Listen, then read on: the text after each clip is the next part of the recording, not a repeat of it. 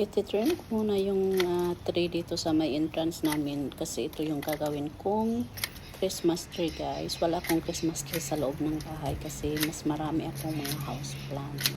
So, lalagyan ko siya ng solar lights. Dalawa yung ilalagay ko, tapos yung isa is doon ko nilagay sa likuran ng ating elephant. So, this time, inaayos ko muna yung Christmas light. Ang hirap talaga mag-voice over. And then, nalagyan ko siya ng mga Christmas decoration.